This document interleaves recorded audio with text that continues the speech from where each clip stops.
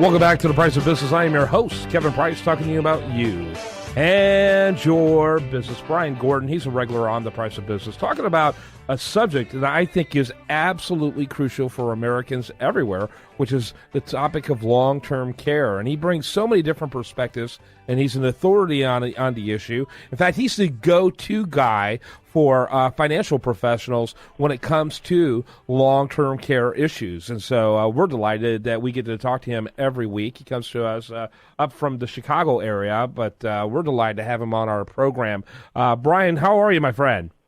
I am doing well, Kevin. Thank you. Yourself? Great, and glad to have you on. MAGALTC.com, that's MAGALTC, which stands for long-term care.com. Kind of give us a little bit of the history of the company again. Absolutely. Our organization was started back in 1975 before people really knew what long-term care insurance and long-term care planning was all about. And it was really working with policies that really only addressed people staying in an actual full-blown nursing home. So the original generations of these policies really, were not as attractive for staying in the homes like the plans of today. And when we started out, we did a lot of work in smaller towns in the Chicago, and I should say in Illinois, Wisconsin, and Indiana, and in Ohio. And we've branched pretty much working nationwide today, working with financial advisors from coast to coast, helping their clients find the best long-term care solution for themselves and their families. And today there's a lot more choices today for people to look at these plans than really ever before. Kind of take us a stroll on memory lane, if you will, when it comes to long-term care and the type of coverage we began with, which you pointed out at the very beginning. You're very limited in your options. You're going to a convalescent home or a facility of some sort. Kind of talk a little bit about the evolution, the changes of plans, that type of thing over the last several years. And that's the great thing is that time, creates more competition and it creates more options. Yeah, absolutely. And the original policies actually would require someone to be hospitalized for 3 days in a nursing home, in a hospital setting for at least 3 nights in order to activate the benefits on a long-term care policy. A lot of those earlier generations also only covered for skilled-type services, which is really the highest level of care people can require, which is usually injections, IV feedings, catheterizations, things along those lines. So those older plans were really, really limited, and roughly about the late 80s, early 90s, the policies we started to see, they covered more, they did not have as stringent the 3-day hospitalization on the plans. Policies that were written like in the late 80s, early 90s, you can actually extract that feature off the plan and pay a little more money in order not to have that 3-day hospitalization on the policy. Roughly mid-90s, the carriers started offering limited pay options where you can pay up a policy in a 10-year period of time. We even had companies that would allow people the right to do a single premium to pay up a long-term care policy to kind of eliminate having to worry about having any rate increases in the future. Mm-hmm. And back in the mid-90s, we were writing a lot of the 5% compounding inflation, and we were also writing a lot of unlimited benefit periods. So roughly from the mid-90s through about right about 2005, 2008, we were still doing a lot of 10 pays, a lot of unlimited coverage, and a lot of the 5% compounding inflation. And I would say roughly around about 1996 to 1998 is when more of our clients and more of the carriers started really pushing the home care side of these policies. And that obviously has become a lot more attractive for people today to go with. And we also, back early on, because we worked with retirement communities that had assisted living and nursing facilities on their campus, being in Illinois, we never had what was called licensed assisted living. Ours was called sheltered care.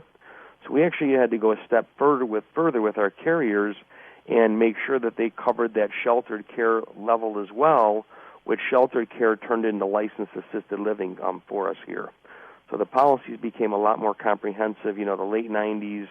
And what the carriers did about 3-4 years ago was they stopped offering the limited pay options. So you could not pay up a policy in a 10-year period of time. nor could you do a single premium typically. And the carriers also started removing the unlimited benefit periods. Those of us who already had the unlimited in our policy, the companies were stuck with us. But the new people coming on a moving forward basis, they did not have the opportunity to get the unlimited benefit period on the traditional long-term care policy. Mm-hmm. So now, it's gone from very limited lockstep to a lot of flexibility today. And I think a real game changer has been empowering people to be able to take care of their loved ones at home, because that's often the most affordable route, or among the more affordable routes. And ultimately, these people don't want to leave their home anyway. Definitely, yes. We see that where people start out with a few hours a day at home, and then as things potentially, get a little bit more serious, they can always bring in more hours of service for themselves. Absolutely. Talk a little bit about what's happening today. Are you seeing a continued ongoing increase in the number of people who are buying it? What prevents people from buying it? And I asked two rather potentially lengthy questions, and we've got about 3 minutes left, so forgive me. No problem. With the policies today, what we're seeing more and more carriers are not doing the long benefit periods. Because of they're seeing the length of the claims today that they're seeing coming through their claims departments on that. So we're seeing a lot more folks, we're wanting them to be at home whenever possible. The other side to the equation is that we today have the asset-based, the life and LTC plans, and that's where it's giving us more of our growth in the industry. If you look at the industry as a whole, our industry, there's less people that are buying these plans today. Part of it is I feel that the underwriting has gotten a lot tougher on the traditional long-term care plans than ever before, and I think that rightfully so. I think that there were many people early on that should not have gotten long-term care plans, but the way the underwriting was, they were able to get through the system back then. So today the carriers know a lot more. But what's happening with the traditional plans as well as the asset-based, we're no longer doing that 5% compounding inflation. We are doing more of a 3% compounding inflation because it's more affordable for our clients to handle that premium in their future. Yeah. And I think that that's something that people really need to think about too. Is that when they're looking at these plans, with the asset-based products, you've got everything from a lifetime pay to a 10 pay to a 20 pay to a single pay available to them on these policies.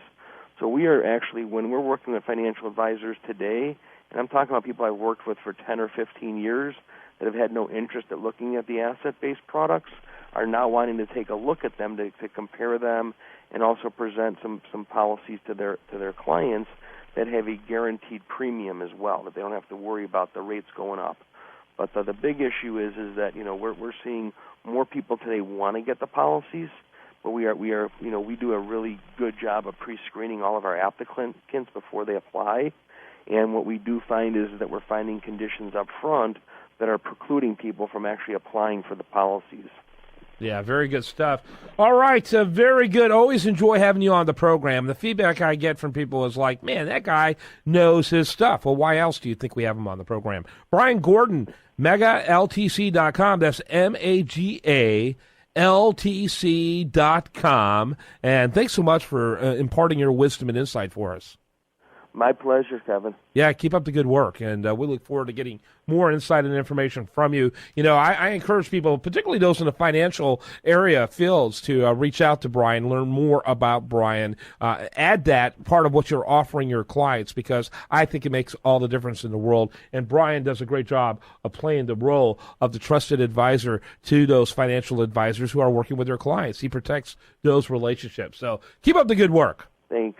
All right, when we come back, we're going to have much more for you, and you're listening to The Price of Business.